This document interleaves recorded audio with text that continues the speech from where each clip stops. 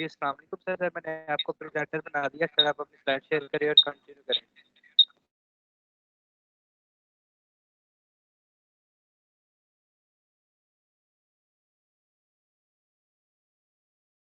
Hello. जी जी बिल्कुल sir, आपकी आवाज़ आ रही है। आवाज आ रही है? Should I start please? जी स्लाइड सर आप शेयर कर रहे हैं कि मैं शेयर करूं सर? जी, आप थोड़ी सी तकलीफ करेंगे, आपकी मेहरबानी, बहुत शुक्रिया। चलिए मैं आपको शेयर करके बता रहा हूँ।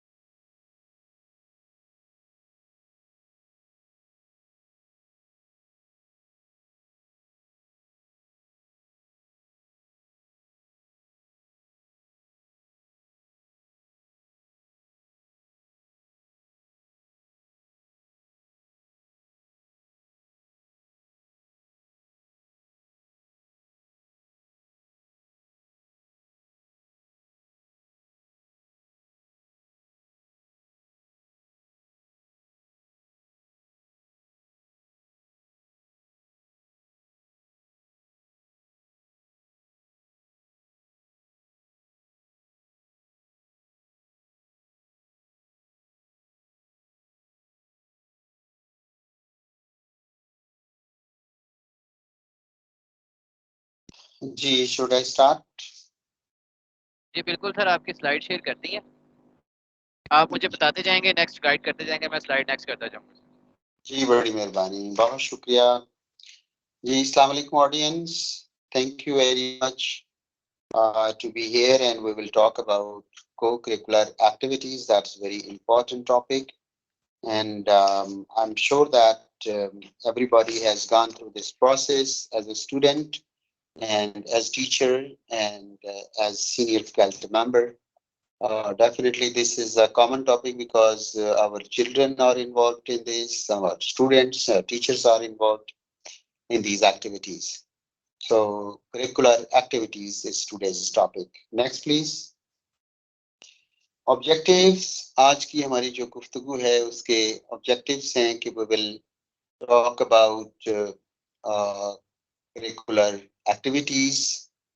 Then उसकी categories क्या हैं, उसकी importance क्या है, और इन करिकुलर एक्टिविटीज को रिकॉर्ड कैसे कर सकते हैं और इसको कैसे source of pride and achievement बना सकते हैं। Next please.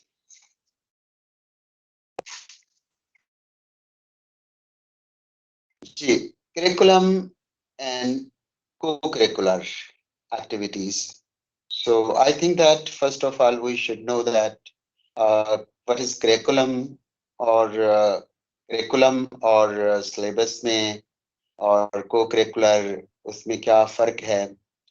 तो सबसे मेन हमारा मकसद होता है जो एकेडमिया का, वो करिकुलम के ऊपर तवज्जो देना है। So I want to talk about curriculum first so that we can clearly touch the other the original topic.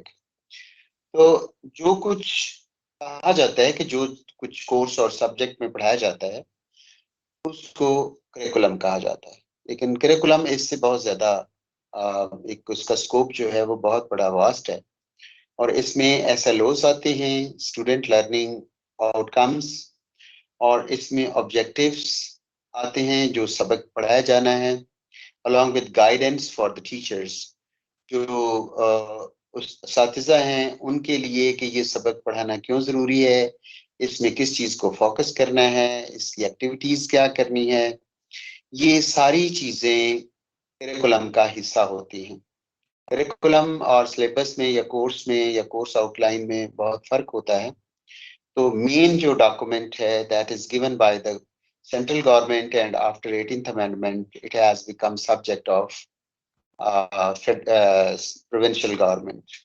लेकिन अगेन जो फेडरल गवर्नमेंट का उसमें काफ़ी इन्फ्लुएंस होता है। जैसे हम जानते हैं कि जो HEC है उसके हम जो BS स्कीम ऑफ स्टडीज है उसमें हम BS को HEC को, हायर एजुकेशन कमीशन इस्लामाबाद को फॉलो करते हैं। तो करिकुलम में follows or objectives of the topics, guidance for this for the teachers, and other important guidance is given in curriculum. Curriculum provides an interactive system of instruction and learning with specific goals, content, strategies, measurement, and resources. So overall ये इसकी curriculum की definition बनती है।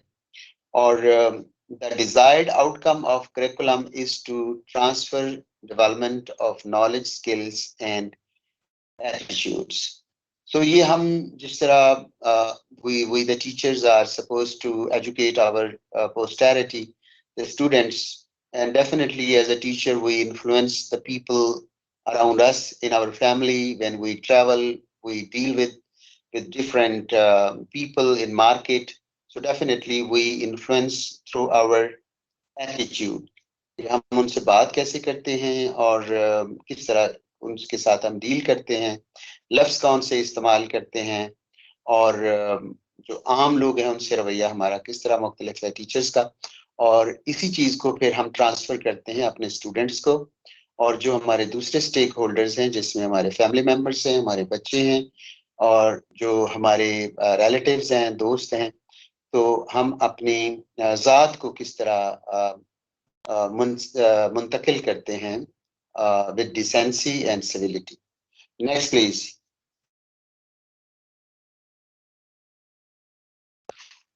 Next slide, please.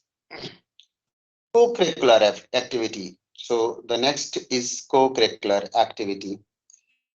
जो चीजें हम आम तौर पे क्लासरूम से बाहर पॉजिटिव एक्टिविटीज करते हैं उसको हम को-करिकुलर एक्टिविटीज कहते हैं।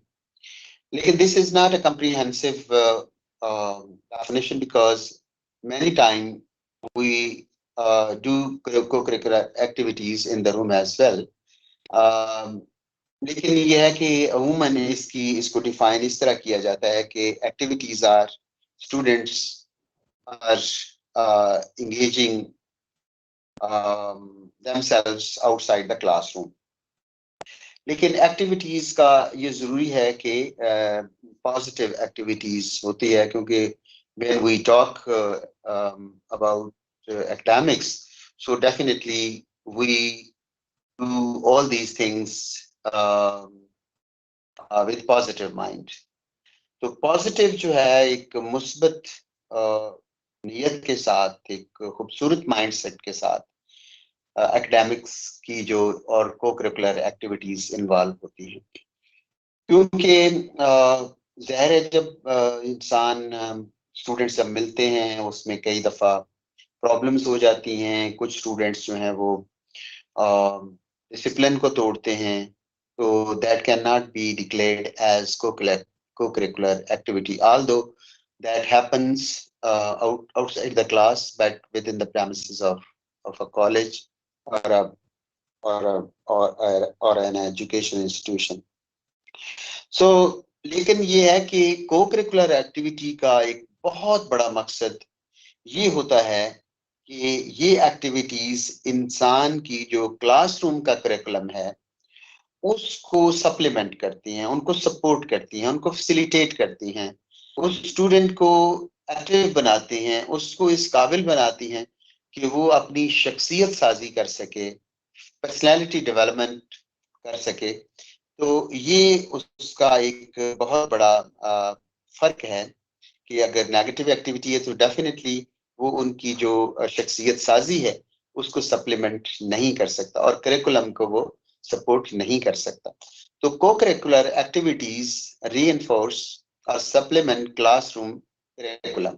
तो इसका मतलब है को-करिकुलर एक्टिविटीज का और को-करिकुलम का आपस में गहरा ताल्लुक है। आप ऐसे कह लें कि जो हमारी पढ़ाई है या एक सिलेबस है उसका और जो सिलेबस से बाहर की एक्टिविटीज है, जब उसमें कंपैटिबिलिटी हो जाए तो एक खूबसूरत शख्सियत को हम आगे मुआशरे को देख सकते हैं।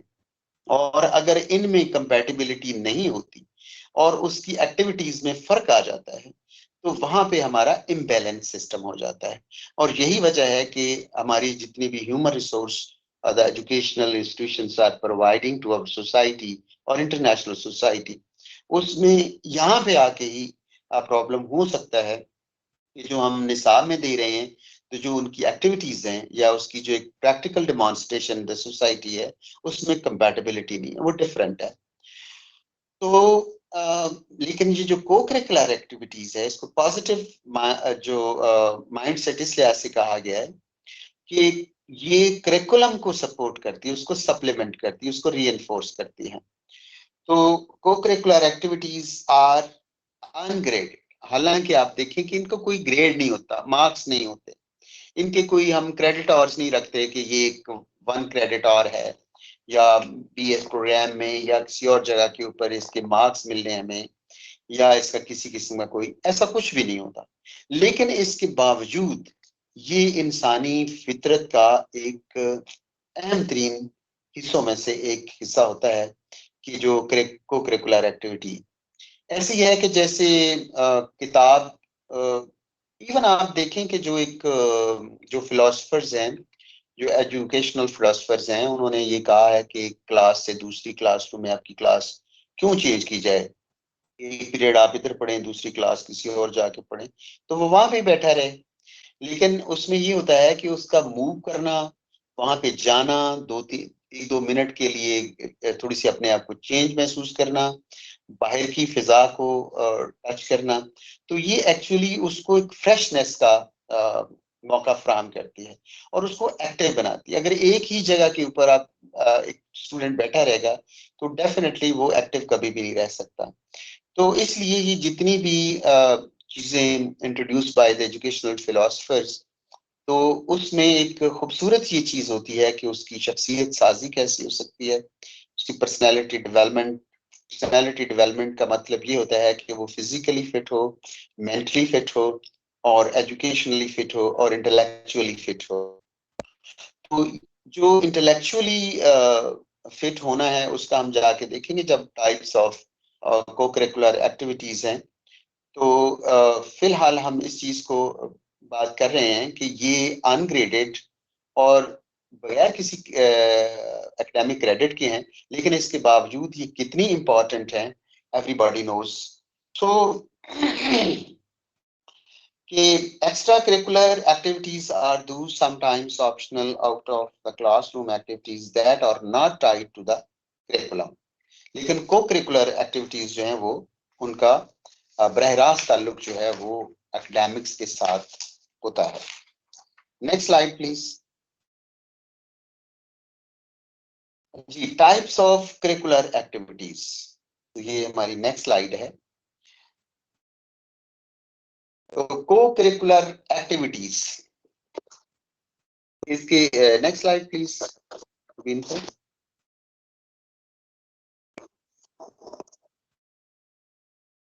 Next slide please.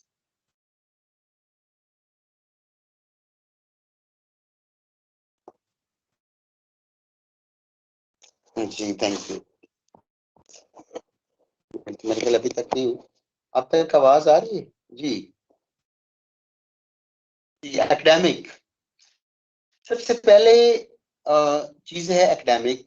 I have divided this curricular activity can be divided into 2-3 parts, but mainly दो हिस्सों में इसको तकसीम किया जा सकता है। एक है एकेडमिक जिसका ताल्लुक लिखने लिखाने से किताब के साथ होता है, उसमें ऐसे राइटिंग है, उसमें जो पोइट्री राइटिंग है, उसमें मैप्स के ऊपर काम करना है और दूसरा पब्लिकेशन के हवाले से काम करना है। ये हमारे कॉलेज की एक्टिविटीज के साथ हिस्सा होता है कि हम उसमें कंपटीशन करवाते हैं, मुशायरे करवाते हैं, स्टूडेंट्स को गाइडेंस देते हैं, उनकी करेक्शन करते हैं। ऐसे राइटिंग का बाकायदा गवर्नमेंट की तरफ से जो है वो मुकाबले होते हैं सालाना, और ऐसे राइटिंग भी होता है, पेंटिंग भी होता है। तो इस तरह जो है वो आर्टिस्टिक, म्यूजिक, जो स्टेज परफॉर्मेंस है, पेंटिंग है और कल्चरल एक्टिविटीज हैं और उसके बाद स्ट्रीट गेम्स हैं और कल्चरल गेम्स, ये सारी चीजें जो हैं वो किसी ना किसी हवाले से हमारे किसी ना किसी फोरम के ऊपर इन सारी चीजों को हम लेके चलते हैं।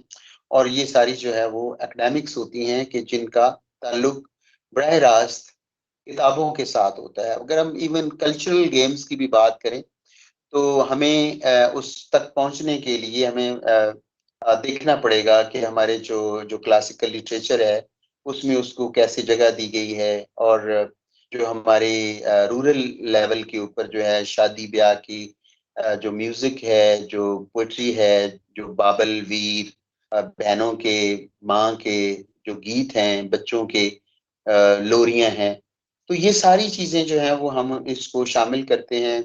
और जो बुजुर्गों का सूफिया का कलाम है उसको हम उसके जो गायकी के मुकाबले करवाते हैं। फिर जो नेशनल सॉन्ग्स हैं उसको हम उसके फिर नात के मुकाबले करवाते हैं, हमद के मुकाबले करवाते हैं और फिर इसके तिलावत के करवाते हैं और उसके बाद फिर इनका कंपटीशन भी होता है। और इसी तरह लिखने लिखाने का भी होता है। जितने भी कॉलेजेस हैं they are suppose to publish the annual magazine जिसमें स्टूडेंट्स की तहरीरें होती हैं, ओल्ड स्टूडेंट्स की तहरीरें होती हैं। तो इस तरह ये एक सिलसिला चलता रहता है। उसके बाद दूसरा इसका कंपोनेंट स्पोर्ट्स है और स्पोर्ट्स इंतहाई इम्पोर्टेंट कंपोनेंट है कि जिसको इंसानी फितरत के मुताबिक भी इग्नोर नहीं किया जा सकता। और उसी को सामने रखते हुए इस चीज को इंश्योर किया गया है कि जो स्पोर्ट्स हैं उसको हर लिहाज से तालीमी इदारों में इंश्योर किया जाए। उसके लिए एक लोकल कल्चर भी होता है और हमारे स्टूडेंट्स जो हैं वो नेशनल लेवल के ऊपर जाते हैं, फिर इंटरनेशनल लेवल के ऊपर जाते हैं और ये उनको एक विजन भी क्रिएट करता है इंटरनेशनल लेवल के ऊपर। एक स्टूडेंट जो एक गांव से कॉलेज में आता है, हाई स्कूल से कॉलेज में, तो डेफिनेटली उसके एक्सपोजर में फर्क पड़ता है। उसके बाद जब वो डिवीजन लेवल के ऊपर खेलता है, उसके बाद फिर जब नेशनल लेवल के ऊपर खेलता है, तो जितनी भी कल्चरल हार्मनी है दूसरे हमारे जो पाकिस्तान के प्यारे सूबे हैं उनकी कल्चरल डायनामिक्स का पता चलता है, उनकी लैंग्वेज, उनके साथ मिलके एक सोशल हार्मनी पैदा होती है और एक नेशनलिज्म को फरोग मिलता है। और इस तरह जब वो इंटरनेशनल लेवल के ऊपर जाता है तो फिर इंटरनेशनल विजन उसमें आता है और वो पूरी इंसानियत को उस पर्सपेक्टिव में देखता है, अपने एक हॉल से निकल के बाहर देखता है कि बाहर के मुल्कों में क्या हो रहा है। और जब बाहर जाता है तो उसका जो नेशनलिज्म का जज्बा है बहुत ज्यादा हो जाता है। हमने देखा है कि जो ही लोग बाहर जाते हैं तो वहां पे वो दूसरी मुल्कों की कौमों को देखते हैं, वो अपनी जुबान बोलते हैं, वो अपने मुल्क को बहुत ज्यादा आइडियलाइज करते हैं। तो इस तरह जो है वो लोग जिनमें शायद उन्होंने अगर नेशनलिज्म के बारे में नहीं भी सुना लेकिन उसके बाद वो अपने मुल्क के साथ उनकी एफिलिएशन बहुत ज्यादा हो जाती है, फिर वो दूर भी होते हैं अपनी मादरे वतन से। तो प्रदेश में जाके ये एहसास भी होता है कि ये कैसी सिचुएशन है। तो जब वो वापस आते हैं तो किसी शायर के नजदीक बेनाम दियारों का सफर कैसा लगा है, अब लौट के आए हो तो घर कैसा लगा है। तो हमारा मुल्क हमारा घर है। तो इस तरह जो है वो इंटरनेशनल लेवल के ऊपर जब वो जाते हैं तो डेफिनेटली उसमें नेशनलिज्म का भी तस्वर आता है। फिर स्पोर्ट्स में जो इंडोर गेम्स होती हैं उनका भी एक बड़ा अहम किरदार होता है। और उसको जो स्टूडेंट्स आप समझते हैं कि भी वो उनके लिए एक जो फिजिकल फिटनेस है वो जरूरी है। तो लेकिन ये है कि वो अफोर्ड नहीं कर सकते कि इतनी लंबी प्रैक्टिस, या फिजिकली वो थोड़ा सा महसूस करते हैं कि उनको एक लाइट गेम होनी चाहिए। तो वो फिर टेबल टेनिस और बैडमिंटन और इस तरह की छोटी जो इंडोर गेम्स हैं ये जो उसको वो कर लेते हैं, अडॉप्ट कर लेते हैं। अच्छा, अब ये है कि स्टोरी टेलिंग होती है हमारी कल्चर में, अगर देखें तो वो एक स्टोरी टेलिंग हमारी जो बुजुर्ग होते थे वो बच्चों को कहानियां सुनाते थे। कहानियां सुनाने में बहुत ज्यादा हमें एजुकेशन मिलती थी, जिसमें पहचान होती थी रिश्तों की सबसे पहले। तो वो उसमें रिश्तों की पहचान, फिर कल्चरल वैल्यूज, फिर सच्चाई, और ये सारी चीजों का दर्स हमें बचपन से मिलना शुरू हो जाता था। आज का हम थोड़ा सा क्राइसिस में इसी लिहाज से ही हैं, बच्चों के लिहाज से, कि वो जिस तरह एक फोक विजडम थी वो हमारे यहाँ उसकी काफी कमी होती जा रही है। उसकी वजह ये है कि वो जो स्टोरी टेलिंग का एक था वो हमारे यहाँ रवाज बहुत कम हो गया है, जिसकी वजह से हमें प्रॉब्लम्स आ रही। कुछ और प्रॉब्लम्स ही हैं खेल के सिलसिले में। एक तो ये है कि बहुत ज्यादा कॉलेजेस में खेल के मैदान नहीं है। तो खेल का मैदान जब नहीं होता तो स्टूडेंट के लिए वो फिर जो एक एक्सपोजर वो देते हैं, या एक उनके अंदर जज्बात होते हैं जिसको वो बाहर उसका इजहार करना चाहते हैं, अफशा करना चाहते हैं, तो वो नहीं है। हम देखते हैं कि बच्चे भाग के खुश होते हैं, इधर भाग रहे हैं, इधर भाग, एक दूसरे के साथ उलझ रहे हैं। एक्चुअली वो उसके अंदर एक जज्बा मौजूद है जिसको वो बहरहाल उसको डिस्प्ले करना चाहते हैं। लेकिन जब खेल ही नहीं, एक कमरे से निकले दूसरे कमरे में, वहां से फिर तीसरे कमरे में, उसके बाद फिर एक वैन में बैठ गए, फिर वो घर चले गए, घर में जाके बंद हो गए, वहां से निकाल के किसी एकेडमी के कमरे में उनको पहुंच दिया, और वहां से निकाल के फिर वो गाड़ी में बैठे, तो फिर जो है ना वापस घर में आके सो गए। This is not life. इससे हमें बहुत अच्छी तरह पता है कि अगर इंसान की सेहत अच्छी नहीं है तो वो मेंटली लिहाज से कभी भी क्रिएटिव नहीं हो सकता। साउंड तो खुदा ताला की जात ने पैदा किया है सबको, लेकिन वो क्रिएटिव नहीं हो सकता कि वो कोई चीज को क्रिएटिव करे या अपनी एक डेयरिंग सतह के ऊपर जाए। तो एक तो ये है कि हमारे, और खास तौर पे जो प्राइवेट सेक्टर में हम देखते हैं, तो उसमें जो एक कोठी लेके एक उसमें जो है वो कॉलेज शुरू कर लिया जाता है, स्कूल शुरू कर लिया जाता है। तो this should be discourage by the government कि खेल के मैदान, हालांकि मेरा ख्याल है कि जो उसमें क्राइटेरिया उसमें खेल के मैदान लिखे हुए हैं, या फिर किसी क्लब या गेम के साथ उसका इंटरेक्शन या मुआहदा हो, लेकिन इसके बावजूद हम देखते हैं कि खेल के मैदान नहीं है। हमारे सरकारी जो पब्लिक सेक्टर है उसमें बहुत ज्यादा ऐसे इदारे हैं जहाँ पे नहीं वो। इसके बावजूद जो हमारे प्रिंसिपल हजरात हैं वो कोशिश करते हैं कि 2-3 कमरे और हमें मिल जाएं, क्योंकि तादाद जब ज्यादा होती है तो उसमें हमें, हमारी ख्वाहिश होती है कि स्टूडेंट्स को हम अकोमोडेट करें। लेकिन उसमें हम, ऐसा देखना चाहिए कि ऐसा ना हो कि हम एक बहुत बड़े कंपोनेंट से, एक बहुत बड़ी नेमत से अपने स्टूडेंट्स को महरूम करने जा रहे हैं, कि वहां पे खेल का मैदान ही ना बचे, या वहां पे एक पार्क ही ना बचे जहाँ पे स्टूडेंट्स बैठ के चिट चैट कर सकें, गपशप कर सकें, एक दूसरे के साथ गुफ्तगू कर सकें, धूप में बैठ सके। तो एक तो ये है कि खेल के मैदान नहीं है, जिसकी वजह से ये जो एक एक्टिविटी है उसमें नहीं है। उसके बाद एक सेमेस्टर सिस्टम की वजह से भी ये जो स्पोर्ट्स है या दूसरी एक्टिविटीज हैं, को करिकुलर एक्टिविटीज हैं, उनको वो डिस्टर्ब हुई हैं। फॉर एग्जांपल, जब हम एनुअल सिस्टम में थे तो एक स्टूडेंट को पता था कि उसने साल के बाद जाना है इम्तिहान में।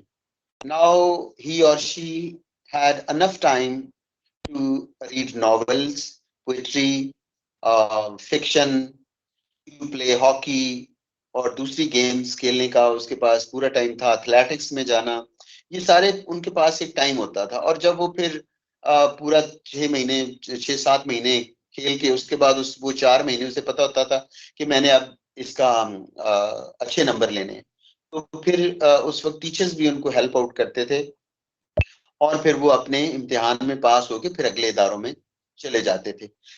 तो इस तरह जो सेमेस्टर सिस्टम है, ये आप देखें कि 4 मंथ की एक्टिविटी है। 4 मंथ की भी एक्टिविटी में 4 महीने में आपने असाइनमेंट्स देनी है, बच्चों ने, स्टूडेंट्स ने असाइनमेंट लिखनी है। अब जब उसके ऊपर बोझ है कि उसने असाइनमेंट लिखनी है, तो वो फिर खेल के मैदान में कैसे जा सकता है? कि उसके बाद उसने मिड टर्म आ जाता है, मिड टर्म के बाद फिर उसकी प्रेजेंटेशन आ जाती है, प्रेजेंटेशन के बाद उसका फिर फाइनल टर्म आ जाता है और उसके बाद सेमेस्टर ब्रेक आ जाती है, अपने आप को वो रिलैक्स करता है, तो अगला सेमेस्टर शुरू हो जाता है।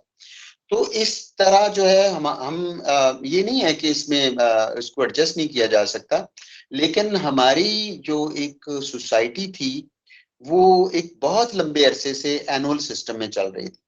अब होना ये चाहिए कि इतनी सिस्टम में कैपेसिटी होनी चाहिए कि वो इन नई चीजों को एडजस्ट कर सके।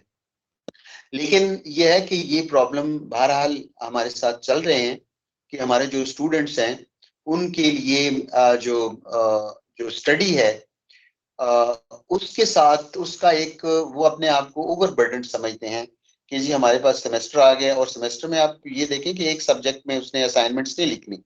अगर वो पांच जो है वो सब्जेक्ट्स पढ़ रहा है, पांच कोर्सेज हैं, तो इसका मतलब उसने 10 असाइनमेंट्स लिखनी है। तो इसलिए ये बहुत इम्पोर्टेंट है कि उसको वो इस चीज को महसूस करे। जी उसके बाद आ जाता है जो मैथ में थे पहले, वापडा की टीम होती थी, कबड्डी टीम होती थी, हॉकी टीम होती थी, कस्टम्स की होती थी, नेशनल बैंक की होती थी, एलडीए की होती थी टीम, वापडा की होती थी। अब वो हमें नजर नहीं आती जो है। तो उसमें देखें कि छोटे लेवल के ऊपर क्लब्स होते थे, वो इस वक्त स्ट्रक्चर तो मौजूद है लेकिन इनएक्टिव है वो, और वो इफेक्टिवली काम नहीं कर रहे। हॉकी हमें किसी जगह पे नजर नहीं आ रही। पहले उनकी होते थे कि स्कूल में होती थी हॉकी, उसके बाद फिर कॉलेजेस में होती थी, फिर डिस्ट्रिक्ट लेवल के ऊपर उनकी एक बॉडी बकायदा होती थी, फिर डिवीजन लेवल के ऊपर। तो इस तरह जो है वो प्लेयर्स जो हमें मिल जाते थे, और प्लेयर्स के भी जेहन में होता था कि उन्होंने पुलिस निकल जाना है, उन्होंने आपदा में निकल जाना है। उनके लिए ये नहीं होता था कि भी अगर हम नहीं पढ़ेंगे या कम नंबर आएंगे तो हम फिर आगे क्या क्या करेंगे। उनके लिए प्रॉब्लम नहीं होता था। उनको आर्मी, पाकिस्तान आर्मी जो है उसमें ले लिया जाता था, उसमें जो पुलिस है उसमें उसको ले लिया जाता था। तो इसमें अब वो चीज मौजूद तो है लेकिन इतनी वो पॉपुलर नहीं रही या इतनी इफेक्टिव तरीके से वो नहीं हो रही, जिसकी वजह से भी ये को करिकुलर एक्टिविटी का ये हिस्सा जो है, जो कंपोनेंट है, वो हमें अच्छा इफेक्टिवली ज्यादा नजर नहीं आता। फिर चौथा उसका प्रॉब्लम ये है कि जो दाखले हैं वो स्पोर्ट्स की बुनियाद के ऊपर खत्म हो गए हैं। साइंस में नहीं हो सकता, बीएस में बिल्कुल ही नहीं हो सकता। हालांकि यूनिवर्सिटियां जो है वो आई थिंक कि वो स्पोर्ट्स की बुनियाद के ऊपर करती हैं, लेकिन कॉलेजेस जो हैं, जो एफिलिएटेड इदारे हैं, वो नहीं कर सकते, जिसकी वजह से ये प्रॉब्लम होता है। फिर कोचेस हमें जो है वो उसकी इजाजत नहीं होती, और इस तरह जो है वो हमें जो कॉलेजेस हैं इस कंपोनेंट में काफी उनको प्रॉब्लम्स जो हैं वो होती हैं। तो नेक्स्ट स्लाइड प्लीज। अब ये है कि उसकी इम्पोर्टेंस क्या है, ये इम्पोर्टेंस ऑफ करिकुलर एक्टिविटीज। जी, co-curricular activities fuel student learning by stimulating. अब देखें, जो हमने बात की है कि ये इतनी इंपॉर्टेंट है कि जब इंसान तंदुरुस्त ही नहीं है तो उसका कुछ भी करने को दिल नहीं करता। इवन एक दिन थोड़ा सा भी बंदे की मिजाज में थोड़ी सी सुस्ती हो, या कहीं पे कोई डिस्करेजिंग रिमार्क्स भी आ जाएं, या इंसान जो काम करने वाला है, जो खास तौर पे जो ऑनेस्ट आदमी है, या ऑनेस्ट टीचर है, या ऑनेस्ट ऑफिसर है, या ऑनेस्ट स्टूडेंट है, अगर उसको बेजा तौर पे उसको कोई डिस्टर्ब किया जाए तो डेफिनेटली उसकी परफॉर्मेंस के ऊपर बुरा असर पड़ता है। और जब आप देखें जो दो लफ्ज कहने से या किसी के जेस्चर से इतना उसके ऊपर बुरा असर पड़ता है, तो जब उसकी बॉडी में खुदा न खास्ता कोई सकत नहीं है और उस वो सेहतमंद ही नहीं है, तो वो फिर क्या कर सकता है। वो फिर एक कोई पॉजिटिव एक्टिविटी या एक साउंड एक्टिविटी में इन्वॉल्व नहीं हो सकता। तो को करिकुलर एक्टिविटी, जैसे हमने कहा है कि वो करिकुलम को रीइंफोर्स करता है, सप्लीमेंट करता है। तो इस तरह ये है कि जो को करिकुलर एक्टिविटी इतनी इंपॉर्टेंट है कि वो फ्यूल करती हैं, स्टूडेंट को हिम्मत देती हैं और उनको सपोर्ट करती हैं मुख्तलिफ चीज़ों में। For example creative thought. अब व्हाट आर क्रिएटिव थॉट? कि जो तख्लीक है, एक आम जो जहन है, जो आम एजुकेशन है, कि तालीम और इल्म में ये फर्क है कि तालीम सवालों के जवाब दे के, लिख के, उसके नंबर लेके एक सनद हासिल कर लेना, एक डिग्री हासिल करना तालीम कहलाता है। जबकि इल्म जो है वो उन मौजूआत को का बहुत वास्ट जो इल्म रखना और उसकी नई जिहतें तलाश करना, और ये उसको जो है वो इल्म होता है, जिसको हम कहते हैं कि इल्म तो एक समंदर होता है जिसका कोई एक बहरे बेकरार होता है, जिसका बहरे बेकरार होता है कि जिसका किनारा ही नहीं है। तो तालीम से निकल के उसको क्रिएटिविटी या तख्लीकियत का मतलब ये होता है कि उसको उस लेवल के ऊपर ले जाता है स्टूडेंट को कि वो फिर कल को स्कॉलर निकलेगा, शायर बनेगा, साइंसदान बनेगा, तख्लीकार बनेगा, और वो आम सोच से बिल्कुल हट के एक पॉजिटिव एक्टिविटी, पॉजिटिव सोच के साथ जो है वो आएगा। और ये लोग होते हैं जो जो साउंड ब्रेन होते हैं, जो क्रिएटिव ब्रेन होते हैं, ये कौमों को नए नए प्रॉब्लम्स जो आते हैं, जो चैलेंजेस आते हैं, उनका हल जो है वो उसको पेश करते हैं।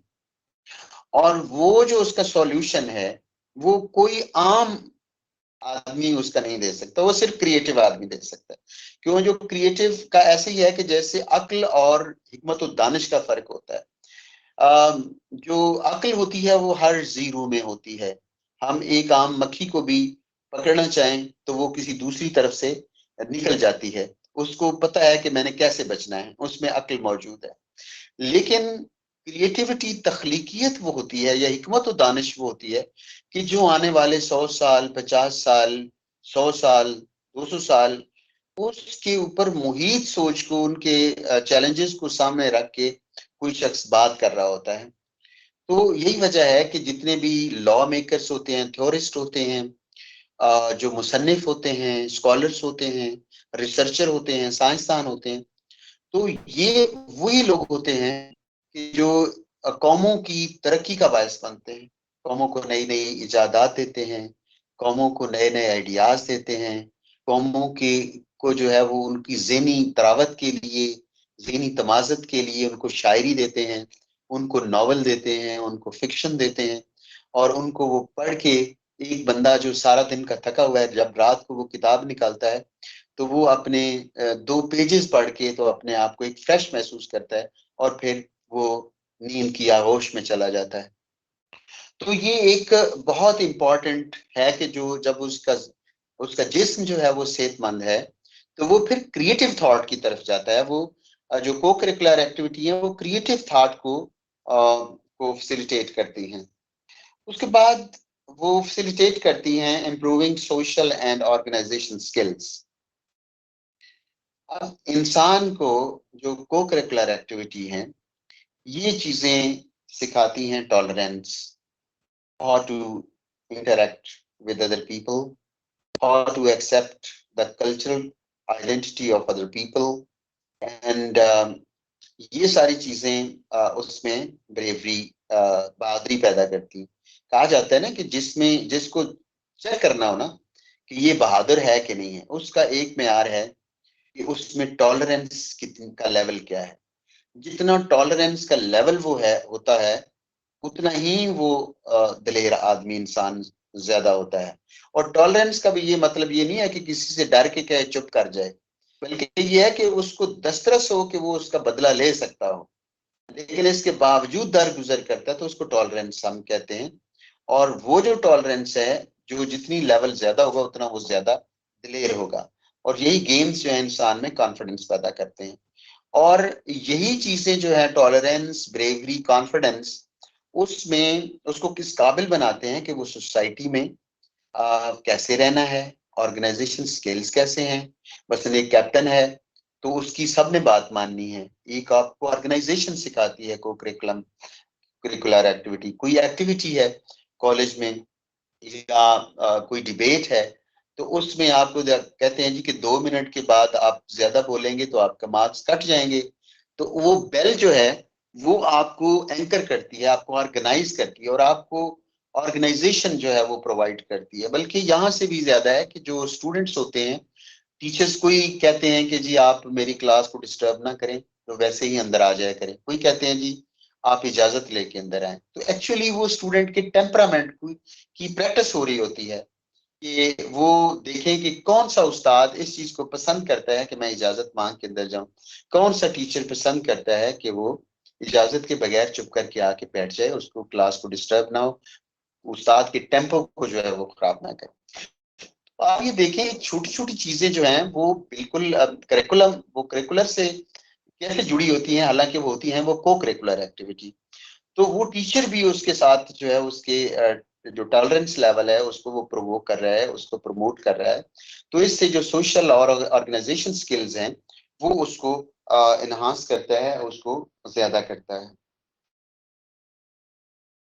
उसके बाद हम ये देखते हैं कि जो सिविल सोसाइटी ऑर्गेनाइजेशंस होती हैं और जो इदारे होते हैं, जो अखबारात होते हैं, जो टीवी होते हैं, और इसकी जो कॉलेज के लेवल के ऊपर जो एक्टिविटीज होती हैं वो उनको प्रमोट करती हैं, ये जो को करिकुलर एक्टिविटीज हैं, कि वो उनको इस चीज के लिए तैयार करें कि कल को उन्होंने अगर किसी ऑर्गेनाइजेशन में जाना है, अगर उन्होंने किसी सोसाइटी को, अंजुमन को उसमें ज्वाइन करना है, तो वो इन चीजों को इंश्योर कर सकता है कि उसका स्ट्रक्चर कैसा हो, उसकी आइडियोलॉजी क्या है, उसको कैसी एक्टिविटीज को कैसे ऑर्गेनाइज करना है, कैसे स्पीकर्स को, कैसे स्टेज सेक्रेटरीशिप को करना है, और कैसी चीजों को आगे लेके चलना है।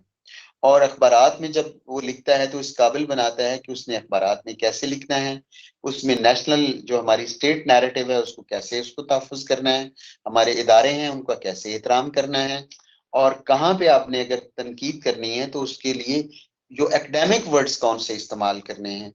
नॉन एकेडमिक अप्रोच जो है वो इंसानों को और लोगों को की दिल आज़ारी का बायस बनती है। तो इसलिए अगर आपने किसी चीज को एतराज भी करना है तो कौन सा खूबसूरत अंदाज है जिसको आपने एतराज कर या उसको इस्तेमाल करके तो आप एक बेहतरीन मीडिया मैन बन सकते हैं, एक राइटर कॉलमिस्ट बन सकते हैं।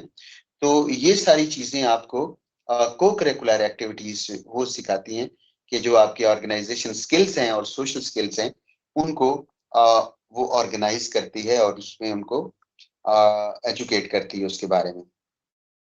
फिर जो को curricular activities fuel students learning by stimulating developing interest and talents.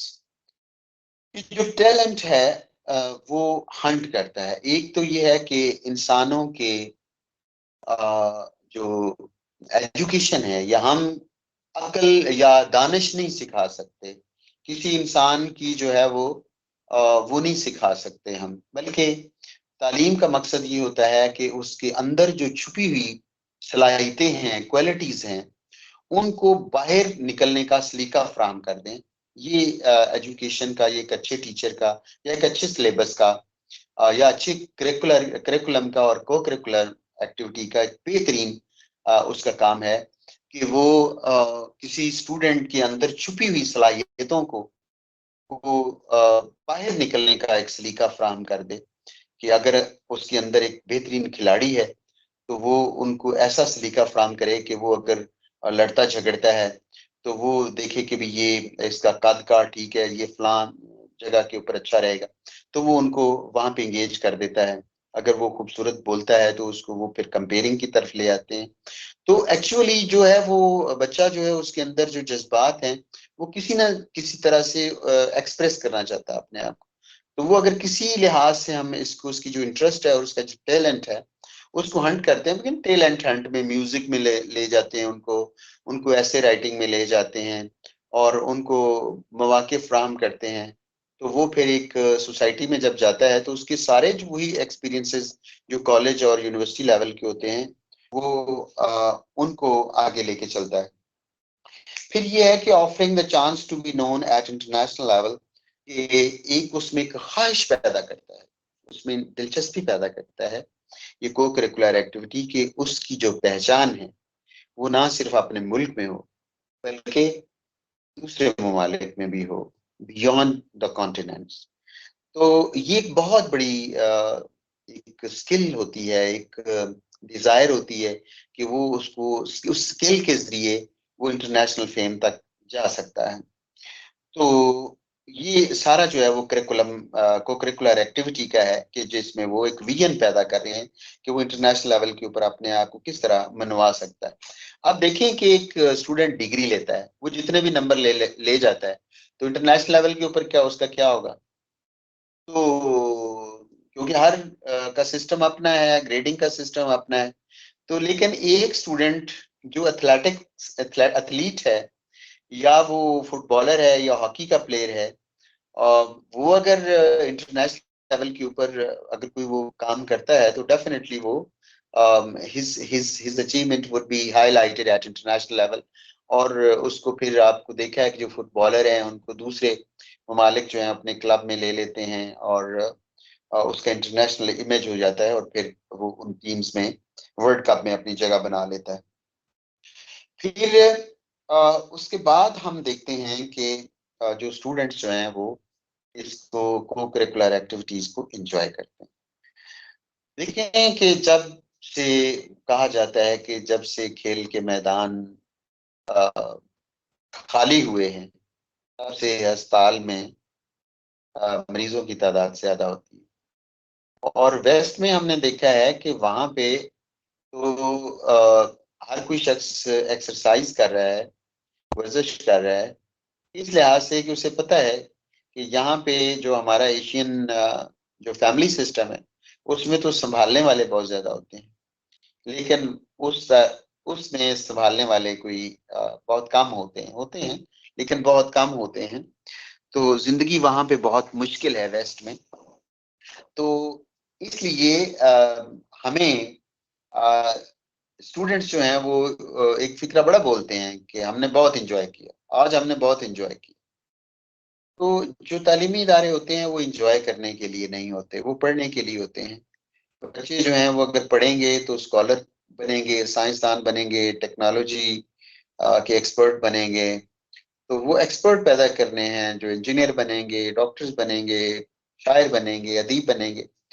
तो ये उनका काम है। लेकिन इसके बावजूद जो नौजवान हैं, उनका एक कंपोनेंट होता है कि वो जो उनकी हिस्स है, जो एक आर्ट की हिस्स होती है, जो आर्टिस्टिक उसमें भी ये खुदा ने रखा है उसकी फितरत में, उसकी तशफ़ी और तसल्ली वो चाहते हैं।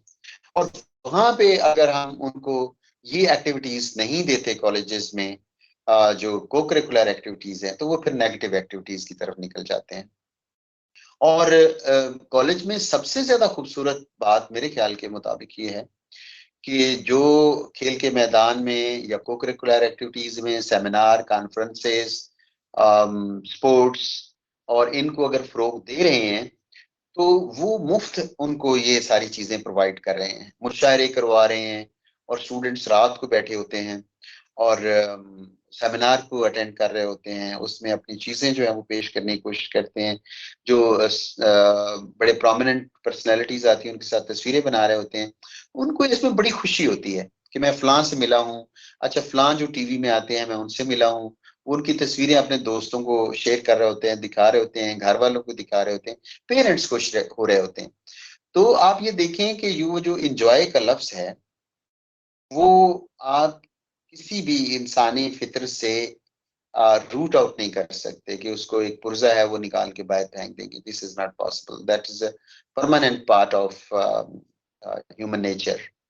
सिर्फ ये है कि उसको पॉजिटिव एक्टिविटीज के ऊपर लगा दें, और ये आपका बहुत बड़ा कंट्रीब्यूशन होगा। और पॉजिटिव एक्टिविटीज क्या है? को करिकुलर एक्टिविटीज, कि अगर आपने उनको किसी जगह पे लगा दिया, फॉर एग्जाम्पल क्लास में जाते हैं तो आप कहते हैं कि अच्छा भाई कल का सबक जो है वो क्या रहा, या what interesting interesting you have observe during your travel. आप घर से यहाँ तक आए हैं, तो वो आप मुझे एक पैरा लिख के दिखाएं। अब उसको लंबा काम ना दें, बल्कि उसको बिल्कुल थोड़ा सा काम दें कि एक पैराग्राफ लिख के दें। आपके पास 5 मिनट है, 5 मिनट में लिख के दें। उसमें हंट आउट कर लें। आपकी अगर 25 की, 40, 50 की क्लास है, तो उसमें से आप देखेंगे कि मोस्टली बच्चे जो है वो नहीं लिखेंगे, और उसमें से 7, 8, 10 जो है बच्चे वो बहुत अच्छा लिख के आपको दे देंगे। तो आप हंट आउट कर लेंगे कि एक्चुअली इस क्लास में 10 ऐसे लड़के हैं जो बहुत अच्छे राइटर बन सकते हैं। अब आप उनको इंगेज करें कि अच्छा आप ये चीज पे लिखें जो जो मीनार पाकिस्तान के हवाले से आप गए थे सैर करने के लिए, उसके हवाले से कुछ लिख के दिखाएं। और ट्रेडिशनली कोई चीज नहीं, जो आपने इंटरेस्टिंग देखा है वो आप लिखें, जो आपने सफर किया है वो उसके बारे में लिखें। तो टीचर्स के बारे में लिखें कि उनका पढ़ाने का स्टाइल क्या है, मेरा पढ़ाने का स्टाइल क्या है, मेरी किस बात पे आपको गुस्सा आता है कि मैं जो है वो मेरा मेथड ऑफ टीचिंग जो है उसमें प्रॉब्लम है, किस को आप अप्रिशिएट करते हैं। तो ये आप मुसलसल स्टूडेंट्स में एक ऐसी एक्सरसाइज करवाते हैं कि जिसमें वो जो बच्चा है वो इंजॉय करता है उसको, उसमें उसको वो फिर महसूस करता है कि भी ये जो एक्टिविटी है, को करिकुलर एक्टिविटी है, ये मेरे लिए बड़ी अच्छी है। तो वो अपने आप को बड़ा फ्रेश महसूस करता है। तो स्टूडेंट्स की जो एक एंजॉय करने की जो हिस्सा है उसको को करिकुलर एक्टिविटी के साथ मिलाना बहुत जरूरी है। तो उसके बाद आता है कि जो जिस पे बात हमने कर ली कि टॉलरेंस, ब्रेवरी और कॉन्फिडेंस, ये चीजें को करिकुलर एक्टिविटीज से आती हैं। कि जब हम देखते हैं कि जब हम if the teachers talk about themselves, तो वो आप देखें कि वो क्या बात करते हैं कि जब वो बचपन में थे स्कूल में, तो क्या वो पहले दिन ही आके उन्होंने तकरीर करना शुरू कर दी थी? नहीं, teacher motivated him to come to the podium and deliver a lecture or deliver his thought about anything. तो वो छोटी छोटी चीजें जो है वो कंपनी से शुरू की उन्होंने। तो जिसको हमने फिर बज़्म अदब के बाद हमने देखा कि हम ट्यूटोरियल पीरियड में फिर प्रोफेसर के साथ हमारी इंटरेक्शन हो जाती थी, फिर वो हमें मोटिवेट करते थे फलां किताब पढ़ें, फलां किताब पढ़ें। तो वो फिर हम किताबों लाइब्रेरीज की तरफ से, तो ये सारी जो को करिकुलर एक्टिविटीज हैं एक्चुअली मेरे ख्याल के मुताबिक जो जहाँ पे लफ्ज इंजॉय का आता है, क्योंकि एजुकेशन जो क्लासरूम में जितना भी खूबसूरत हो, जितना भी हो, लेकिन स्टूडेंट का जो इंजॉयमेंट का लफ्ज है वो इसको बर्डन समझते हैं अपने सिलेबस को, कि इसका हमने इम्तिहान देना है, कहीं गलती ना हो जाए, कहीं एक स्ट्रेस होता है। लेकिन वो जब को करिकुलर एक्टिविटीज में आते हैं तो उसमें वो अपने आप को खोल के रख देते हैं, जो है वो अपने जो कुलीग्स होते हैं या अपने मेट्स होते हैं, जो क्लास फेलोज होते हैं, उनके साथ खुल के बातें करते, ऊंची ऊंची बोलते हैं। तो बड़ा अच्छा है। हमारे प्रोफेसर थे डॉक्टर शबील हसन हाशमी साहब, हमें खुशी होती थी कि जब वो शेर हमें उर्दू पढ़ा रहे होते थे तो वो कहते थे जी दाद दिया करें। तो स्टूडेंट जो उन्होंने शेर जब बोलना तो क्लास में सारे कहते वाह वाह वाह सुभान अल्लाह। अब उसमें स्टूडेंट बड़े हंसते थे, हम इंजॉय करते थे।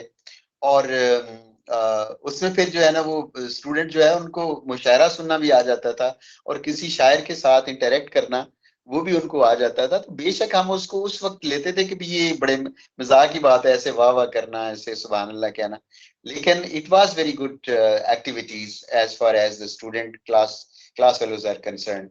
उसके बाद emotions on right and wrong, आपके जो इमोशंस होते हैं जो स्टूडेंट्स के, वो डिपेंड कर रहे होते हैं आपकी मोटिवेशन के ऊपर, आपकी फैसिलिटेशन के ऊपर, और आपकी जो डायरेक्शन के ऊपर, कि उस्ताद किन चीजों के ऊपर लगा रहा है, आपको मोटिवेट कर रहा है, कि किस चीज की तरफ आपको रागिब कर रहा है, तरगीब दे रहा है। तो वो चीज जो है वो आप को सेट करती है कि मुस्बत क्या है, सही क्या है और गलत क्या है। और वो अगर उसके जो इमोशंस हैं, उसके पैशंस हैं, अगर वो राइट डायरेक्शन के ऊपर रखे जाएं तो definitely that will be beneficial for the family, for the education institution and for our society, our dear country. और लेकिन अगर वो बच्चे को कोई एक्टिविटी, को करिकुलर एक्टिविटी हम नहीं प्रोवाइड करते, तो फिर एक बहुत बड़ा नुकसान की तरफ हमने उस बच्चे को उसकी तवज्जो को डाइवर्ट कर दिया है, कि वो किसी नुकसान की तरफ जाए। और नुकसान सिर्फ उसका अपना नहीं है, हर फर्द है मिल्लत के मुकद्दर का सितारा। हमारे बच्चा जब गलत साइड पे जाता है तो आप याद रखें कि वो बच्चा जो है वो स्टेट को नुकसान पहुंचाएगा और इंटरनेशनल लेवल के ऊपर पाकिस्तान के इमेज को खराब करेगा। जहां ऑफिसर लगेगा वहां पे वो जो उस ऑफिस के तकद्दुस को डिस्टर्ब करेगा, वहां पे वो करप्शन को प्रमोट करेगा, यानी वो जो जो नेगेटिव एक्टिविटीज हैं वो सुप्रेस करेगा, लोगों को डिस्टर्ब करेगा, लोगों को, काम करने वाले को पसंद नहीं करेगा, और वो अपने अपनी तारीफी कलमात जो है उसकी तरफ, जो भी उसमें नेगेटिविटी है वो आप सोच सकते हैं वो उसकी तरफ चला जाएगा। बेशक वो कहीं डिग्रियां लेके किसी जगह पे लग जाएगा। असल उसका काम इंसान का शुरू होता है जब उसको रिस्पॉन्सिबिलिटी, पावर्स मिल जाती हैं। जैसे हजरत अली का फरमान है ना कि किसी इंसान को पावर, दौलत मिल जाए, इख्तियारात मिल जाए, तो उसकी शख्सियत, उसकी फितरत का तब पता चलता है। वो शख्स बदलता नहीं है, उसकी असली फितरत उस वक्त सामने आती है जब उसके पास पावर्स होती हैं कि वो अपने सबॉर्डिनेट्स को किस तरह लेके आगे चल रहा है और कितना उनको फैसिलिटेट कर रहा है या उनको विक्टिमाइज कर रहा है। तो ये चीजें जो हैं ये बहुत ज्यादा इंपॉर्टेंट है कि अगर आपने आज एक बच्चे को, आज एक स्टूडेंट को एक पॉजिटिव डायरेक्शन के ऊपर लगा दिया, उसमें टॉलरेंस, उसमें जो है वो एक कॉन्फिडेंस पैदा कर दिया, तो आप समझें कि आपने एक नस्ल को नहीं बल्कि सोसाइटी में एक बहुत ही खूबसूरत इंसान का इजाफा कर दिया है, और उसका फिर अजर आपको इस दुनिया में भी मिलता है, आखिरत में भी मिलता है। तो लेकिन सबसे बड़ी बात यह है कि हमने इस सोसाइटी में रहना है, हमारे बच्चों ने भी रहना है। अगर एक हमारे हाथ से बुरा शख्स निकला है तो मुमकिन है कल हमारे बच्चों का उसी के साथ ही वास्ता पड़ जाए। तो इसलिए जरूरी है कि हम अपनी प्रोफेशन को एक इबादत समझते हुए ना सिर्फ टीचिंग में बल्कि को करिकुलर एक्टिविटीज में अपने स्टूडेंट्स को इतना मोटिवेट करें कि उनको किसी ना किसी को करिकुलर एक्टिविटी के ऊपर लगा दें। वो उस पॉजिटिव डायरेक्शन में आप लगा देंगे तो मेरा ईमान है कि आपको, आपके दर्जात में खुदा बहुत ज्यादा बुलंदी इख्तियार, बुलंदी अता करेगा। Next slide please. Sir and हो गया स्लाइड शो आपका? नहीं, रिकॉर्ड ऑफ करिकुलर एक्टिविटीज ना, आखिरी हमारी जो है ना, record of co-curricular activities. जी जी सर, ये कर बात। दी। जी थैंक यू। जी record of co-curricular activities, this is very important, क्योंकि जिस चीज का वजूद मौजूद रहता है वो एक मैसेज होता है, और अगर वो कोई चीज वजूद ना रहे तो इसका मतलब है वो मैसेज भी खत्म हो जाता है। हमारे आर्कियोलॉजिकल रिमेन्स जो हैं, जो हमारे म्यूजियम हैं, जो किले हैं, जो हमारी इंडस वैली सिविलाइजेशन है, टेक्सला जो तहजीब है, मेरगढ़ तहजीब है, और ये सारी चीजें जो एक पुरानी तहजीब की चीजें रह गई हैं, वो एक्चुअली मैसेज हमें देती हैं।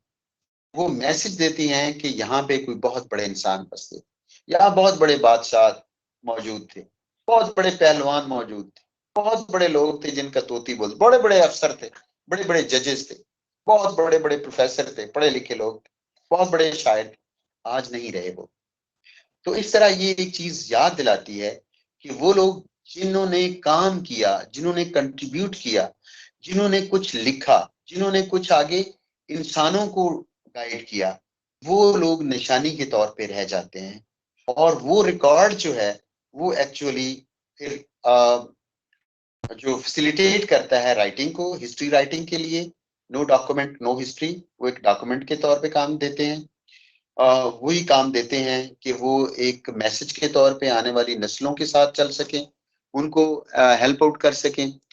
उसके बाद वो हेल्प आउट करते हैं उस कबील के लोगों को कि वो अपने आप, हम देखें ना कि हम अपने नामों के साथ मुख्तलिफ नाम लगाए होते हैं, नाम लगाए होते हैं, कभी अपनी रेस को अपने जाहिर करने के लिए, कभी अपना पिछला जो पुराना बाउजदाद का इलाका था उसको अब लगाते हैं, कहीं हम अपने जो लगाते हैं कि जो हमने एक बहुत बड़ा कोई मार्का मारा था, जैसे शेर अफगन नाम रख दिए जाते थे कि उसने एक शेर को मारा तो नाम शेर अफगन रख दिया गया। तो आज भी हिस्ट्री में ये कहा जाता है कि जो मेहरुन्निसा के जो हस्बैंड थे उनको शेर अफगन कहा जाता था कि उन्होंने शेर को एक मारा था। तो अब ये है कि जो चीज वजूद में रह जाती है वो फिर एक मैसेज के तौर पे आने वाली नस्लों तक चली जाती है। तो रिकॉर्ड इसलिए बहुत इंपॉर्टेंट होता है। और ये भी एक, मैं being student of history I want to to inform you about कि जो प्री हिस्टोरिक पीरियड हम कहते हैं और एक हिस्टोरिक पीरियड कहते हैं, वो रिकॉर्ड की वजह से कहते हैं। जब स्क्रिप्ट नहीं था, जब कोई चीज लिखी नहीं जाती थी, जब रस्मुल खत नहीं था, उससे पहले की जो दौर है हिस्ट्री का, उसको हम प्री हिस्टोरिक पीरियड कहते हैं। और जब स्क्रिप्ट आ गया और चीजों को रिकॉर्ड करना शुरू कर दिया, जो कि जो बड़ी बड़ी तहजीबों का दौर है, उसमें स्क्रिप्ट मौजूद हुआ, इन्वेंट हुआ, तो उसके बाद का जो पीरियड है वो हम उसको फिर हिस्टोरिक पीरियड कहते हैं, क्योंकि रिकॉर्ड वाज अवेलेबल और उस रिकॉर्ड की मौजूदगी में हम फिर किताबें और हिस्ट्री की किताबें, वर्ल्ड हिस्ट्री, सिविलाइजेशंस, कल्चर और एंशिएंट हिस्ट्री, मिडीवल हिस्ट्री, ये फिर हमने उन डॉक्यूमेंट्स की बुनियाद के ऊपर लिखा, वो जो कदमों के ऊपर, पत्थरों के ऊपर और मुख्तलिफ चीजों के ऊपर। तो इसलिए आप देखें कि रिकॉर्ड इज वेरी इंपॉर्टेंट, और रिकॉर्ड जब तक हम किसी चीज का नहीं रखते तो उसका बहुत अच्छे तरीके से हमें उसका फायदा जो पहुंचना चाहिए आने वाली नस्ल तक, वो नहीं पहुंचता। तो एक तो होता है पिक्चर्स, जो को करिकुलर एक्टिविटीज हैं उसमें पिक्चर्स जो हैं वो बहुत इम्पोर्टेंट हैं।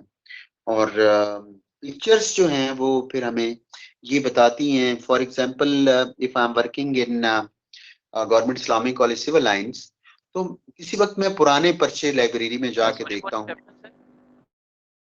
जी सॉरी। सर अजान हो रही है तो 10 मिनट की प्रेयर ब्रेक कर लेते हैं।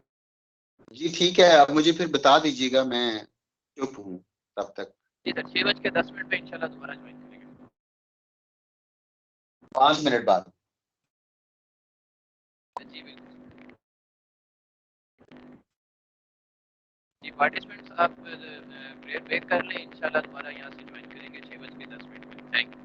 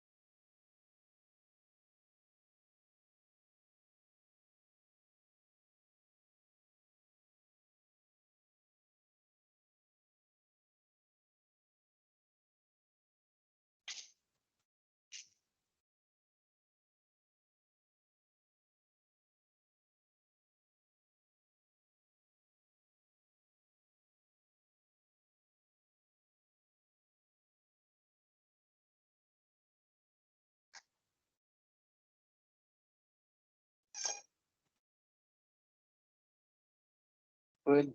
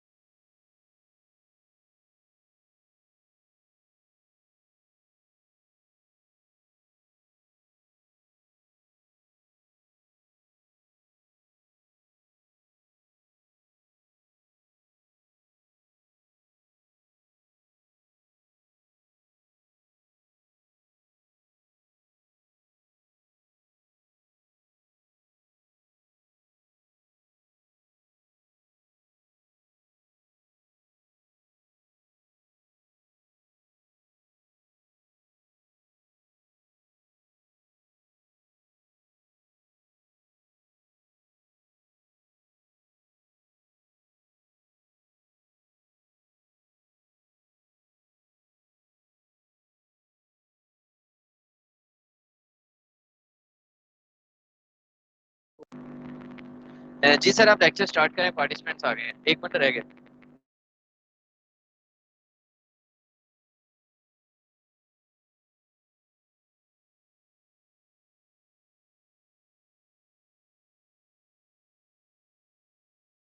जी मेरी बात आ रही है सर? आप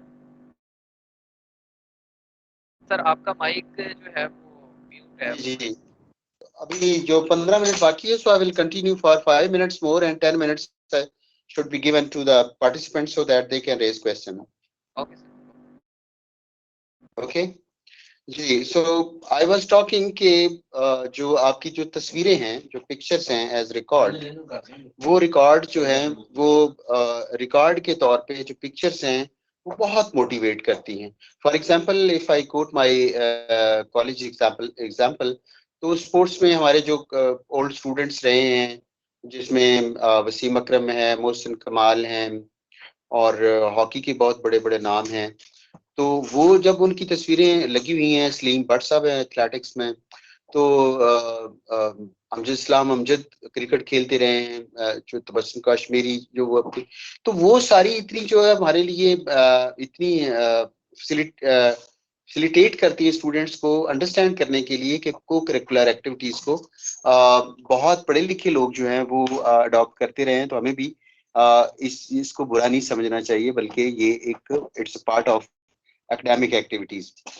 तो उसमें रिकॉर्ड में न्यूज़पेपर हो सकता है, जैसे पिक्चर्स हो सकती हैं, उसके बाद न्यूज़पेपर हो सकती है जो हम रिकॉर्ड रिपोर्ट लिख के भेजते हैं, पब्लिश हो जाती है, हम एक दूसरे के साथ शेयर करते हैं और वो छप जाती हैं। तो वो ये एक बहुत बड़ा एक रिकॉर्ड होता है जो आने वाले लोगों को फैसिलिटेट करती हैं कि ये इस कॉलेज में कौन एक्टिविटी क्या क्या रही हैं।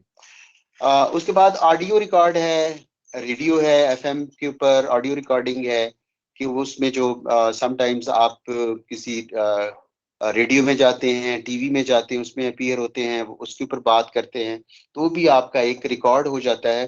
तो वो भी एक रिकॉर्ड के तौर पे होती है। और वी लॉग होते हैं, वीडियो रिकॉर्डिंग होती है, क्योंकि आजकल जो है वो हर कॉलेज ने अपनी वेबसाइट बनाई होती है, फिर फेसबुक अकाउंट होता है, फिर ब्लॉग्स होते हैं, सोशल मीडिया में इंटरव्यूज होते हैं, एनालिसिस होते हैं। तो इस तरह जो समटाइम्स जो आप म्यूजियम जैसे होता है, तो हम जो है वो बड़े जो प्लेयर्स होते हैं उनके बैट, हॉकी और ये जो है अब हम उसको रिकॉर्ड के तौर पे रख लेते हैं, म्यूजियम में रख लेते हैं, कॉलेज में रख सकते हैं। और एक जो स्पोर्ट्स म्यूजियम जो है वो मैं जब यहाँ पे आया था सिविल लाइन में, तो सबसे पहले हमने एक बनाया था कि स्पोर्ट्स म्यूजियम होना चाहिए, और उसमें ये सारी चीजें, कप्स वगैरह, कप के नीचे लिखा होता है किस साल में था, किस रनर अप का था या फर्स्ट का था, तो वो भी एक रिकॉर्ड होता है जो कप होते हैं। तो उसके बाद जो सिग्नेचर होते हैं, जो वर्ल्ड फेम प्लेयर्स हैं वो सिग्नेचर कर देते हैं, तो उसके लिहाज से भी एक उसके मेडल्स जो हैं, कप्स होते हैं, सर्टिफिकेट्स होते हैं, उसकी शील्ड होते हैं, ये सारा रिकॉर्ड एक्चुअली होता है जो को करिकुलर एक्टिविटीज में लिया होता है, जो जिसके जरिए हम एक तो उसके ऊपर मजमून लिख सकते हैं, रिसर्च कर सकते हैं। अब पंजाब यूनिवर्सिटी का पूरा स्पोर्ट्स डिपार्टमेंट है, डॉक्टर जफर भट्ट साहब हैं तो उसके हेड ऑफ द डिपार्टमेंट, तो वो उनसे हमने रिक्वेस्ट की कि हमारे कॉलेज के ऊपर काम करें, स्पोर्ट्स की जो कंट्रीब्यूशन है सिविल लाइन का, उसके ऊपर एक असाइनमेंट या एक थीसिस लिखवाएं। तो इसलिए इस तरह इन चीजों को रिकॉर्ड किया जा सकता है, उनकी जिंदगी के हवाले से, जो प्लेयर्स की जिंदगी के हवाले से हम उसको अपने जो सालाना मैगजीन है उसमें छाप सकते हैं। तजावीज एंड के ऊपर ये दी जा सकती हैं कि एक जो अदबी तख्लीकात हैं, खास तौर पे जो तहकीक के ऊपर अगर कोई इनाम वगैरह दे दिया जाए हायर एजुकेशन डिपार्टमेंट की तरफ से, कि जो उसकी बेशक वो रेफरीज यूनिवर्सिटीज के लेके उनकी, या एचईसी को उसकी जो रेफरी बना के तो उसके ऊपर उसकी जो फाइनल डिसीजन ले लें, तो ये एक मोटिवेट कर सकता है कि वो अदबी तख्लीकात और जो रिसर्च है उसके ऊपर जो है ना वो खुसूसी इनाम रखने से स्टूडेंट्स भी उसमें इन्वॉल्व होते हैं, चूंकि प्रोजेक्ट्स में, लैब में भी, लैब वर्क में भी और रिसर्च में भी। उसके बाद जो स्पोर्ट्स को जो बड़ा अच्छा है, डीपी ऑफिस में डायरेक्टर स्पोर्ट्स को अपॉइंट किया गया है, और स्पोर्ट्स की हवाले से जो पिछले हमारे सेक्रेटरी साहब थे, अब मौजूदा सेक्रेटरी साहब हैं, उन्होंने बहुत ज़्यादा दिलचस्पी ली और आजकल हमारी चल रही हैं। तो ये भी एक बड़ी अच्छी तजवीज़ है कि उसमें अगर हम हमारे हायर एजुकेशन डिपार्टमेंट का एक रेडियो चैनल हो जाए जिसमें ये सारी चीज़ें, एक्टिविटीज़ को हम खुद फोकस कर सकें, तो इट वुड बी एक रिकॉर्ड का एक बड़ा अच्छा तरीका हो सकता है। उसके बाद जो दाखले हैं उसमें उनको दिया जाए, दाखले स्पोर्ट्स की बुनियाद के ऊपर किए जाएं। उसके बाद जो डीपीई है वो खत्म करके तो हमने फिजिकल एजुकेशन के लेक्चर रख लिए हैं। वो अब कहते हैं जी कि हम तो पढ़ाने के लिए हैं, हम गेमें करवाने के लिए नहीं, लिहाजा आप कोच रखें। कोच हम रख नहीं सकते, तो इसलिए ये भी थोड़ा सा जरूरत इस चीज की है कि इस चीज मसले को हल करके कोच रखने की इजाजत स्पेशल तौर पे अगर दे दी जाए तो ये हमारे लिए बहुत अच्छी तजवीज हो सकती है। फिर ये तजवीज हो सकती है कि हमारे ग्राउंड जिन कॉलेजेस के पास नहीं है, सरकारी जमीनों के ऊपर जो है वो हर वक्त सरकारी जमीनों के मामला हम सुनते रहते हैं अखबारात में, टीवी के ऊपर। अगर जहाँ पे कॉलेजेस मौजूद हैं अगर उनको लीज के ऊपर वो ग्राउंड्स अगर सरकारी जमीनें उनको अलाट कर दें तो ये एक बहुत अच्छा इकदाम हो सकता है। सो इन तजावीज़ के साथ thank you very much for the patience you listen to me, and if you have any question you are most welcome please. जी, पार्टिसिपेंट्स जिनके हैंड रेज हैं मैंने उनके माइक्स अलाउ कर दी हैं। आप लोग अपनी तरफ से माइक अनम्यूट करके सर से क्वेश्चन कर सकते हैं। Thank you. अस्सलाम वालेकुम सर। जी वालेकुम सलाम सर। सर मैं मोहम्मद इफ्तिखार हुसैन बोल रहा हूँ, ग्रेजुएट कॉलेज चूनिया से। माशाल्लाह। सर जो आपकी आपकी जो प्रेजेंटेशन थी माशाल्लाह बहुत अच्छी थी, अल्लाह आपके इल्म में और इजाफा फरमाए।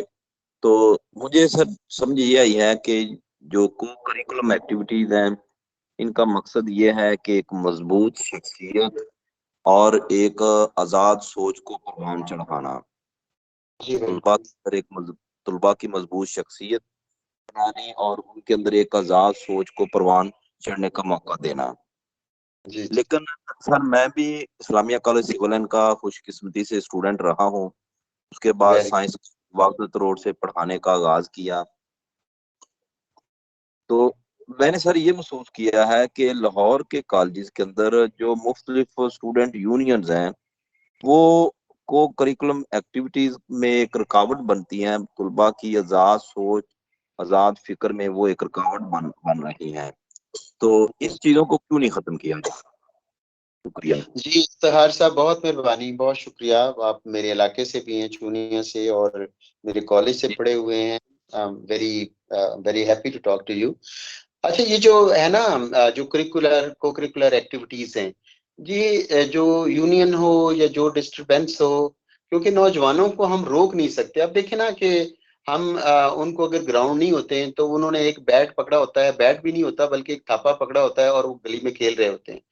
तो ये जो एक्टिविटीज हैं, जो को करिकुलर एक्टिविटीज या सपोर्ट्स हैं, ये खत्म नहीं हो सकती। और आपको पता है, सालाना स्पोर्ट्स और सालाना जो डेक्लेमेशन है, जो कंपटीशन है सारे कॉलेजेस में, और कभी किसी स्टूडेंट यूनियन ने उसमें कभी कोई रुका। स्टूडेंट यूनियन तो वैसे है ही नहीं इस वक्त। तो जो अगर कोई ग्रुप कहीं पे मौजूद है तो they don't create problem for such activities. तो मेरा नहीं ख्याल कि इसमें को करिकुलर एक्टिविटीज में उनका कोई किसी किस्म की कोई रेजिस्टेंस हो। आप सुन सकते हैं हजूर, आप मुझे सुन सकते हैं? जी प्लीज। सर मैं शब्बीर रंधावा अर्ज कर रहा हूँ, मैं आपका तालिब इल्म रहा हूँ बचपन में जी, स्कूल कॉलेज लेवल पे। जी thank you sir, thank you sir. अच्छा, वो जो आप प्लेयर के जब्त की बात कर रहे हैं, तो मुझे एक छोटी सी बात बतानी है कि सुनते हैं कि गामा पहलवान जो रुस्तमे जमा था, वो गली में खड़े किसी से उसकी तू तकार हो गई, तो उस शख्स ने बाट उठाकर गामे के दे मारा। तो गामा चुपचाप जो है ना वो वहां खड़ा रहा। बारह वो लड़ाई रफा दफा हो गई, तो लोगों ने कहा यार तुम इतने बड़े पहलवान हो, तो तुमने आगे उसे कुछ भी नहीं कहा। तो वो गामे ने कहा कि भाई मुझे मेरे जब्त ने इतना बड़ा पहलवान बनाया है, मुझे मेरी ताकत ने इतना बड़ा पहलवान नहीं बनाया। माशाल्लाह, वेरी गुड, वेरी गुड। ये मिसाल जो है बड़ी खूबसूरत आपने मिसाल दी, हमारे कल्चर से आपने, पंजाब की धरती से रेलेवेंट मिसाल दी है। This is very excellent. Thank you very much Randhawa. आपसे सीखी हुई बातें हैं। और दूसरी चीज जी कि आप कह रहे थे कि स्टोरी टेलिंग का रवाज बड़ा कम हो गया, तो मैं जान की अमान पाऊं तो अर्ज करूंगा कि आप शहर चले गए, हम अभी भी गांव में रहते हैं, वहां सब कुछ वैसा का वैसा ही है अल्हम्दुलिल्लाह जी। Thank you very much. ये दिस इज ट्रू कि जो गांव हमें नहीं छोड़ते। हम जब पढ़ जाते हैं तो ऑफिसर लग जाते हैं या प्रोफेसर बन जाते हैं, तो हम गांव को छोड़ते हैं, गांव हमें नहीं छोड़ता। तो ये थोड़ी सी माफी हम भी चाहते हैं। आप बिल्कुल दुरुस्त कोई फरमा बात रहे हैं। नहीं हुजूर, बस मैं हुजूर आपका स्टूडेंट हूँ, ये बातें आपसे ही सुनी हुई हैं जी। बहुत शुक्रिया सर, शब्बीर अहमद रंधावा की तरफ से बहुत शुक्रिया। जी थैंक यू रंधावा साहब, बहुत शुक्रिया।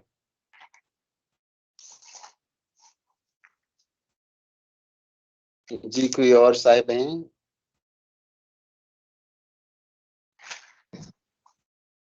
सर मैंने तो बात,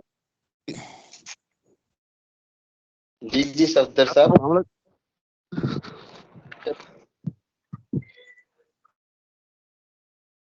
हेलो। अस्सलाम वालेकुम सर। जी वालेकुम सलाम सर। सर मोहम्मद राशिद बात कर रहा हूँ, गवर्नमेंट ग्रेजुएट कॉलेज पत्तोकी से। जी आज राशिद साहब, आज जो हमारे इलाके के सारे दोस्त हैं। जी जी जी सर। राशिद, मैंने कहा पत्तों की भी हमारे इलाके से, मैंने कहा सारे दोस्त हमारे इलाके से ही सवाल कर रहे हैं। जी राशिद साहब। सर थोड़ी सी आवाज का इशू आ रहा था, दोबारा बोलिएगा। जी जी राशिद साहब, आप सवाल करें प्लीज। अच्छा सर, वो मैंने ये कहना था कि जो आपने लेक्चर दिया है वो तो बहुत अच्छा लेक्चर था। तो हमें तो ऐसे ही लग रहा था जैसे को हम यादें माजी याद कर रहे हैं, क्योंकि अब तो जो चीजें आप बता रहे हैं ये तो हमें नजर ही नहीं आती। ना कॉलेज में कोई ग्राउंड, ना कोई इस तरह की एक्टिविटीज, ना इस तरह कोई क्रिएटिव तलबा जिस तरह पुराने जमाने में वो मीर गालिब, फैज, नासिर काजमी पैदा हुए, या डॉक्टर कदीर, डॉक्टर अब्दुल सलाम, या और बड़े क्रिएटिव आर्ट के ज़िया मुहियुद्दीन जैसे लोग पैदा हुए। वो इन्हीं सरकारी स्कूलों और कॉलेजेस में ही निकले थे। लेकिन अब ये अलमिया है कि अब इस तरह के लोग नहीं निकल रहे इन स्कूल्स और कॉलेजेस में। बिल्कुल, ये सही आपने राशिद साहब कहा है। और इसकी जिम्मेदारी हमारे जो कॉलेज के जो असातिज़ा हैं उनके ऊपर जाती है, क्योंकि पहले हमारे असातिज़ा थे वो हंट आउट करते थे कि कौन से अच्छे स्टूडेंट है, उनको आगे बिठाते टाट पे या बेंच पर। तो वो हमें पैटर्नाइज करते थे, हमें एजुकेट करते थे, और बगैर किसी लालच के, बगैर किसी मटेरियल बेनिफिट के ज़हन से वो हमें गाइड करते थे। और हम अपने असातिज़ा के तुफैल जो है वो यहाँ तक पहुंचे हैं। तो मेरा ख्याल है कि अगर हम, हमारे असातिज़ा जो आजकल हम हैं, अगर हम इस चीज को, इस कमिटमेंट को, इस डेडिकेशन को रिवाइव कर लें कि हमने कुछ ना कुछ स्टूडेंट्स जो हंट आउट करने हैं, जो अच्छे स्टूडेंट हैं, उनको एजुकेट करना है, तो इंशाल्लाह हमारी धरती में से बहुत हर तरह के जौहर मौजूद हैं, बस उनको थोड़ा सा तराशने की जरूरत है। बहुत शुक्रिया लेकिन सर रशीद। लेकिन वो इस तरह ही नहीं है, कुछ गवर्नमेंट की भी नेग्लिजेंसी नहीं है सर के हमारे मैदानों की जगह पे बिल्डिंग्स बन रही है, इमारत बन रही है। नहीं राशिद साहब, अब ये है कि डिपेंड्स अपॉन के जो प्रोफेसर हैं, गवर्नमेंट भी हम ही है ना, हम भी प्रोफेसर हैं, तो we are part of the government. हम जो है अगर पे मिलके और जो प्रिंसिपल साहब हैं उनको मिलके हम अगर कोई कहते हैं कि जी ये शहर में पतोगी के फलां जो ग्राउंड है, वो जो फलां जगह है वो फेडरल गवर्नमेंट की है या प्रोविंशियल गवर्नमेंट की है, वो हमें कॉलेज को दें, तो हमने कितने इनिशिएटिव लिए हैं। हमने, मेरा ख्याल है कि 98% आपको मिलेंगे जिन्होंने इनिशिएटिव ये नहीं लिए, तो हमें वो लेने जी चाहिए ताकि हम कोशिश करें। हमारे हम वोट डालते हैं, हमारे ताल्लुकात होते हैं, हम उनको यूज करें ताकि हम इदारों के लिए काम करें, ना कि अपनी जात के लिए करें। अपनी जात से ज्यादा हमें अपना मुल्क का, हमारा कॉलेज, हमारा इदारा, हमारी नौजवान नस्ल, हमें उससे मोहब्बत करनी चाहिए। जी जी।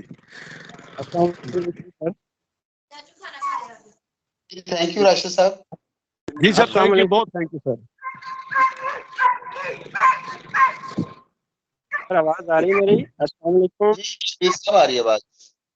जी, बहुत शुक्रिया, अच्छा लेक्चर था और हमारी जो अंडरस्टैंडिंग थी को करिकुलर एक्टिविटीज़ को, उसके होराइजन को आपने ब्रॉड किया, तो आपका शुक्रिया सर।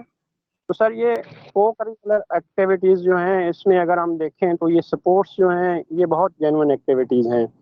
इनके साथ सर म्यूज़िक है और एक्टिंग वगैरह है।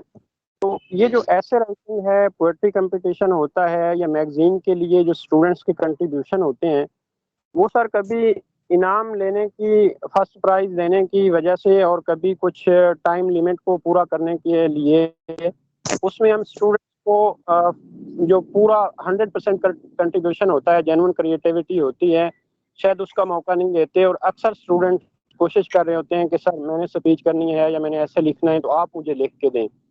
और कभी तो फिर स्टूडेंट कोशिश करते हैं कि वो नेट से मटेरियल लेते हैं। तो सर एक एग्जांपल ऐसे है कि ये बाईस फैसलवाद ने एक स्पीचेस कंपटीशन था, उसमें 7 बच्चे, तो सातों की जो इंग्लिश की स्पीच थी वो बिल्कुल एक जैसी थी।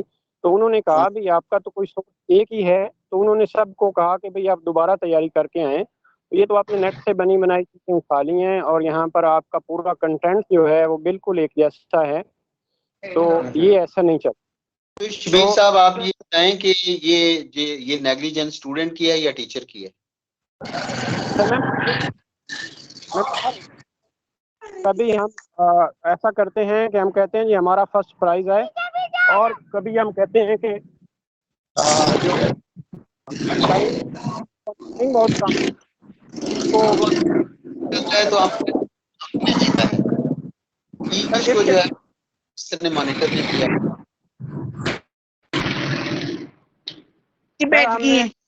वो ये बियाक वक्त बहुत ज्यादा लोग हैं, तो फिर इसलिए ऐसे